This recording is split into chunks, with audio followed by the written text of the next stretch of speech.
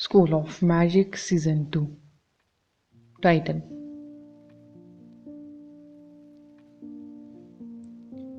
लाल कंकाल।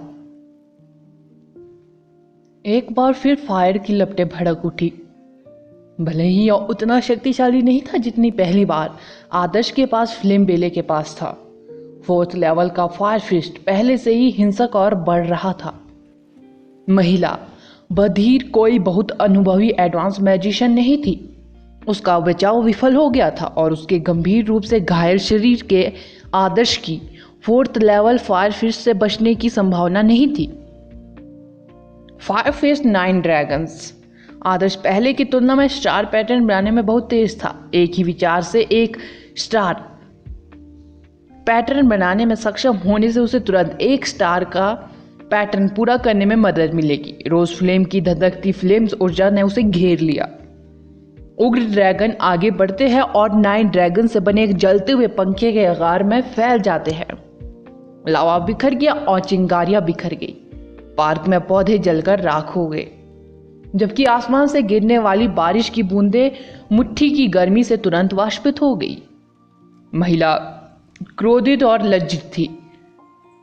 उसके सीने में दर्द और फायर की लपटों से जलन उसकी पैटर्न को बाधित कर रही थी। उसने बमुश्किल आइस के कुछ टुकड़े निकाले थे, तभी 9 उग्र ड्रैगन उस पर टूट पड़े। बर्फ के टुकड़े बर्फ के रंग की तरह 6 फौलादी जंजीरों में मिल गए। 9 ड्रैगन से टकराने से पहले वे एक दूसरे से पूरी तरह जुड़ गए। महिला डीकन का आइस लॉक स्पष्ट रूप से केवल 3rd लेवल पर था, और चूंकि फायर और आइस के बीच टकराव उसके बहुत करीब था, वह अभी भी विस्फोट के प्रभाव में फंसी हुई थी। उसका कवच अब कोई बचाव नहीं कर सका और सदमे की लहर ने उसे फिर से पीछे उड़ने के लिए मजबूर कर दिया, लगभग सड़क पर फेंक दिया। यह एक ऐसा शॉकवेव था जिससे आग की लपटों के अंदर बर्फ की जंजीरें टुकड़ों में टूट गई और जल्द ही पानी में पिघल गई। महिला ने कभी नहीं सोचा था कि वह इतनी मुश्किल में होगी। भले ही वह एक एडवांस मैजिशियन थी, वह बहुत लापरवाह थी। अगर उसे पता होता कि उसके प्रतिद्वंदी के पास 4th लेवल की फायर फिस्ट है, तो उसने अपने अधीनस्थों को तोप के चारे के रूप में इस्तेमाल किया होता, जिससे उसे एडवांस पिल आइस बाउंड कफिन के साथ उसे खत्म करने का मौका मिलता। अब वह बहुत असुविधाजनक स्थिति में थी। उसके पास आइस स्टार कॉन्सेंट्रेशन बनाने का कोई मौका नहीं था। धिक्कार है, अगर मेरा वाटर एलिमेंट भी एडवांस स्तर तक पहुंच गया होता तो मैं इस बच्चे को आसानी से हरा देती। महिला अनाड़ी तरीके से पार्क की बाड़ पर चढ़ गई। एडवांस वाटर शेड उत्तम डिफेंस बाधा थी। यदि उसे एडवांस स्पेल चलाने से पहले वाटर कर्टेन बनाने का मौका मिलता तो बच्चे के पास उसे नुकसान पहुंचाने का कोई मौका नहीं होता, भले ही उसकी फिस्ट खराब हो गई हो। उसे यह स्वीकार करना पड़ा कि उसका एडवांस लेवल का आइस एलिमेंट उसके प्रतिद्वंदी की क्षमता से पूरी तरह दबा हुआ था। तुम किसका इंतजार कर रहे हो? उसे मार दो। उसकी त्वचा जलने के कारण पहले से ही झुलस रही थी। वह अपने अन्य 5 अधीनस्थों पर राक्षस की तरह चिल्लाई। 5 काले पादरी भी इंटरमीडिएट मैजिशियन थे। हालांकि वे बच्चे द्वारा एक ही मुक्के से मारे जाने की पूरी संभावना थी, लेकिन उसके मरने से बेहतर कुछ भी नहीं था। एक ब्लू टिकट। 5 काले पादरी अवाक रह गए। उनके 2 साथियों को कुछ क्षण पहले ही राख में उड़ा दिया गया था। भले ही उन्हें लाइट प्रोटेक्शन, स्क्रैच शील्ड और रॉक बैरियर द्वारा डिफेंस बाधा बना दी गई थी, फिर भी फायर मैजिशियन ने जो मुक्का मारा उसकी शक्ति इतनी विनाशकारी थी कि उसे संभालना उनके लिए संभव नहीं था।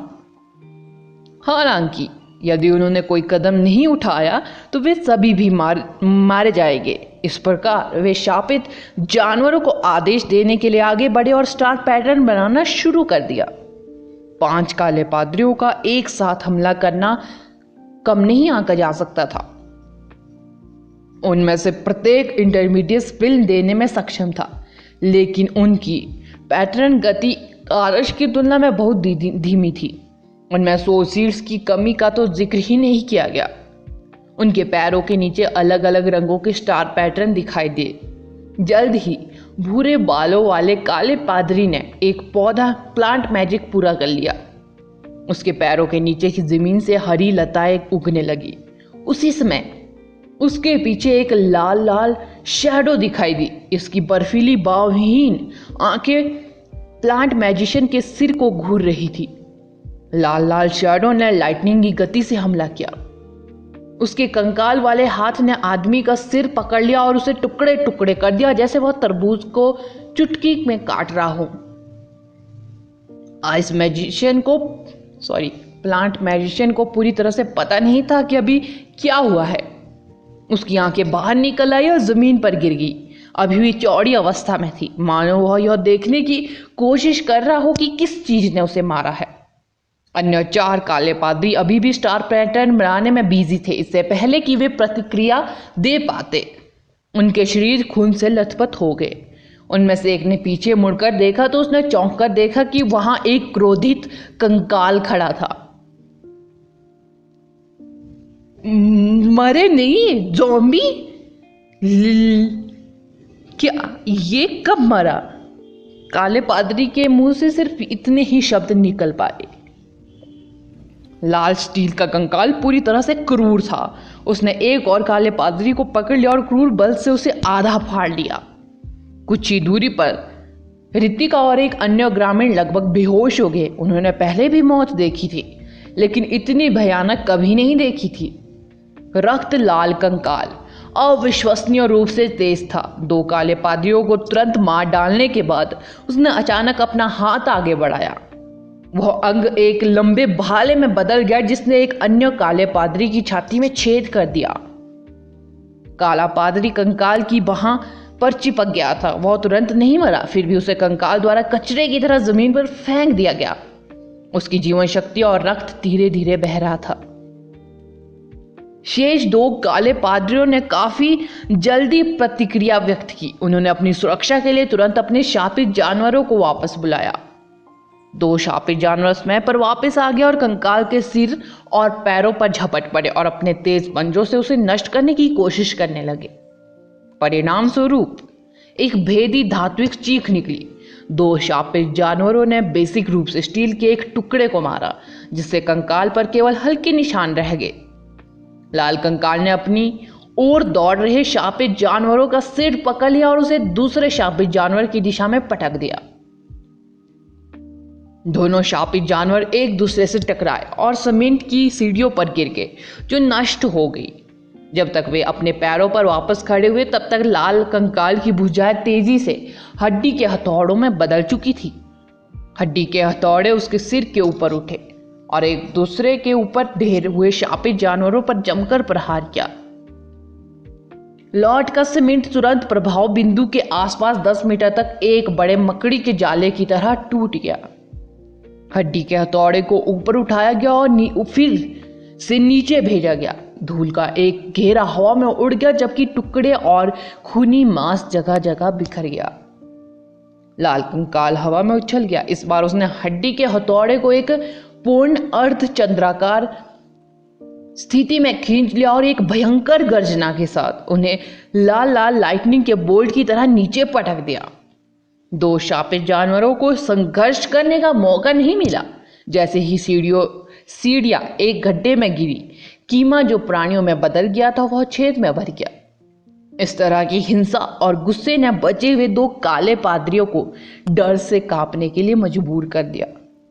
जब आखिरकार उन्हें भागने की याद आई तो हड्डी के हथौड़े की शैडो उन पर मंडराने लगी।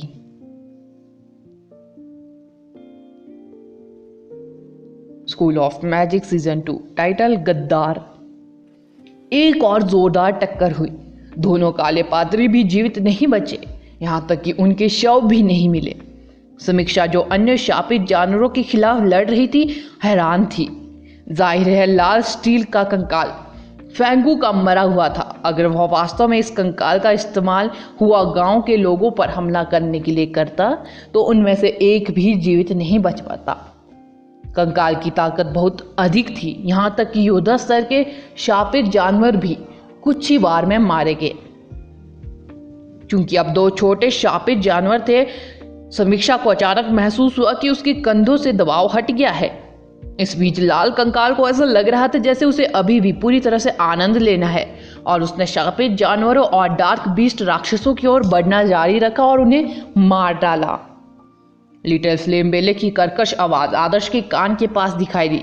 वह डैडी आदर्श को बता रही थी कि नई मिसाल लोड हो चुकी है, जो किसी भी समय दागने के लिए तैयार है। आदर्श के होठों पर ठंडी मुस्कान फैल गई। वह महिला उपयाजक को घूर रहा था, जो अभी भी अपनी डिफेंस स्थापित करने की कोशिश कर रही थी। एक एडवांस मैजिशियन, उसने कभी किसी एडवांस मैजिशियन को उससे कमजोर नहीं देखा था।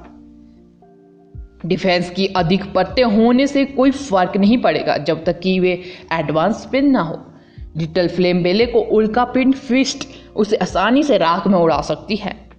जब महिला ने आदर्श के शरीर से दूसरे भूरे रंग की फ्लेम उठती देखी तो उसका चेहरा खराब हो गया। वह मुश्किल से उसकी 4th लेवल की फायर फिस्ट का विरोध कर सकती थी, लेकिन अगर आदर्श को उल्का पिंड मुट्ठी से हमला करना था, जो एक एडवांस मैजिक के बराबर था, तो कुछ अतिरिक्त जीवन भी उसके जीवित रहने के लिए पर्याप्त नहीं था।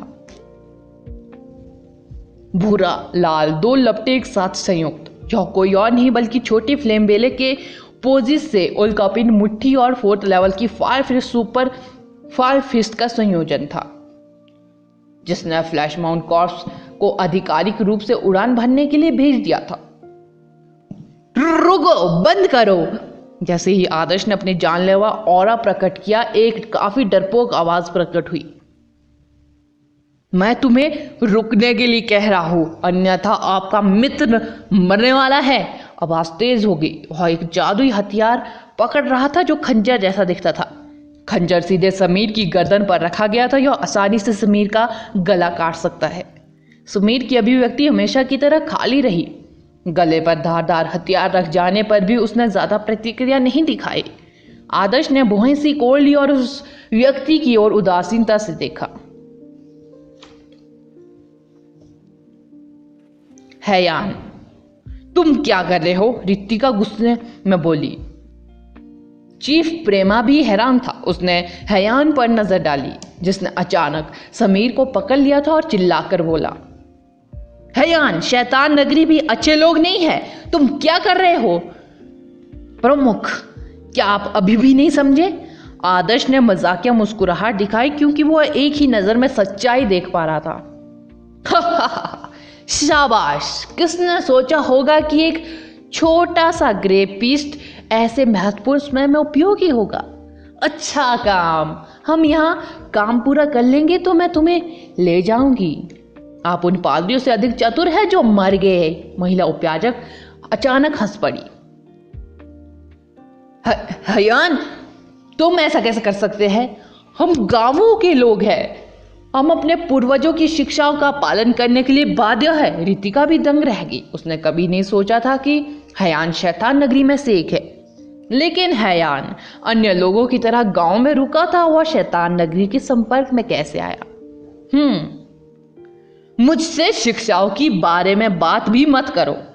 आप आदिम जनजातियों की तरह रहने वाले लोगों का एक समूह मात्र है। आप जैसे मूर्ख जो हठपूर्वक अपने पूर्वजों की शिक्षाओं का पालन करते हैं, उन्हें पता नहीं कि बाहरी दुनिया कितनी अद्भुत है। और आप अति रूढ़िवादी लोगों के कारण मैं उस गंदगी में पैदा हुआ था। मैं इसमें फिट नहीं हो सकता, भले ही मैं एक मैजिशियन हूं। हैयान ने चिल्लाकर कहा। 3 साल? तुम्हें गांव छोड़े सिर्फ 3 साल ही हुए थे और तुम कुछ इस तरह हो गए? मैंने गांव छोड़ने के लिए दूसरे महीने के बाद वापस ना जाने की कसम खाई थी। यदि मुझे दिए गए आदेश ना होते तो क्या आप सचमुच सोचते कि मैं गांव वापस जाने की जहमत उठाऊंगा? गांव के पास बेवकूफों के एक समूह के अलावा क्या है, जो या तो अपने पूर्वजों की शिक्षाओं के बारे में बात करते रहते हैं या जीवन भर सस्ते कृषि कार्यों करते रहते हैं। सबसे हास्यास्पद बात यह है कि कुओं में किसी देवता के होने के कारण गांव से बाहर ना जाने देने का नियम बकवास। हैयान ने अपनी सारी निराशा गांव पर निकाली। उसका चेहरा राक्षस की तरह टेढ़ा हो गया था। लेकिन इसका मतलब यह नहीं कि आपको इसके बजाय शैतान नगरी में शामिल होना चाहिए। मैंने पूर्वजा द्वारा दिए गए नियमों को भी तोड़ा। सनी बकरी गांव के लोगों को भगाया और हर महीने खून का कुछ पानी भी चुराया ताकि एक मैजिशियन के रूप में आपका रास्ता आसान हो जाए, ताकि आप उनसे अधिक मजबूत बन सके जिसने आपका उपहास किया। प्रमुख फ्रेमा ने कहा, जिनका चेहरा निराशा से भरा हुआ था। यह बहुत धीमा है। खून के पानी से मेरी कल्टीवेशन को जो लाभ मिलता है वह बहुत धीमा है। आप कभी सोच भी नहीं सकते कि शैतान नगरी ने मुझे क्या पेशकश की है। हैयान चिल्लाया, चिंता मत करो। एक बार जब तुम्हें काले पादरी के रूप में पदोन्नत किया जाता है तो तुम जो चाहो वह कर सकते हो। पैसा, महिलाएं, प्रसिद्धि, सम्मान, जो कोई भी आपकी पृष्ठभूमि के कारण आपका मजाक उड़ाने की हिम्मत करता है, आप उन्हें डार्क बीस्ट मॉन्स्टर में अपने गुलामों में बदल सकते हैं। महिला उपयाजक जोर से हंसने लगी। आदर्श के शरीर से उठ रही दो लपटें शांत नहीं हुई। उन्हें उम्मीद नहीं थी कि गांव का कोई व्यक्ति शैतान नगरी के साथ मिली भगत करेगा। आखिरकार गांवों के लोग मूलतः शेष दुनिया से हटे हुए थे। शैतान नगरी के लोगों के लिए इसमें घुलना मिलना कठिन था और इससे शैतान नगरी को कोई फायदा नहीं होगा। उससे आश्चर्य हुआ। यह हैयान, जिसने पढ़ाई करने और मैजिशियन बनने के लिए केवल 3 साल गांव से बाहर बिताए थे, पहले ही भ्रष्ट हो चुका था। या शायद वह लड़का हमेशा अपनी पृष्ठभूमि से नफरत करता था। वह शुरू से ही अपनी इच्छाओं से प्रेरित गुलाम था और शैतान नगरी उसके सपनों को पूरा करने में सक्षम हो गया। तो सब कुछ तुम्हारे लालच के कारण हुआ। आप उन ग्रामीणों का सामना कैसे करेंगे जो मर गए? रितिका ने कहा, केवल ऐसे लोगों का एक समूह जो कृषि कार्य करते हुए गुलामों की तरह रहते थे। अगर वे मर गए तो किसे परवाह है? वे हमेशा उल्लेख करते थे कि पूर्वजों की शिक्षा है कितनी महान और पवित्र थी। फिर भी वे बाहरी लोगों के लिए मजाक के अलावा कुछ नहीं थे। हैयान ने कहा। प्रेमा को कोई शब्द नहीं मिले। उसने अपने पूर्वजों की शिक्षा की अवज्ञा की थी और ग्रामीणों के जीवन को समाप्त कर दिया था ताकि वह अपने बेटे को एक प्रतिष्ठित मैजिशियन बनने की इच्छा को पूरा करा सके। उसने कभी नहीं सोचा था कि नौबत यहां तक आ जाएगी।